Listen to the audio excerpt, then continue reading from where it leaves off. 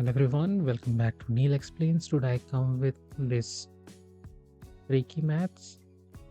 If you have already done this question, go and comment it the right answer.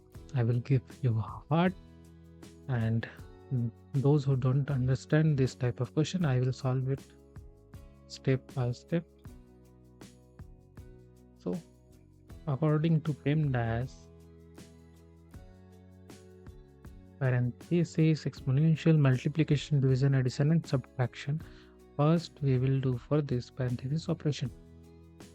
Or there are no operation are there. So we have to do this operation.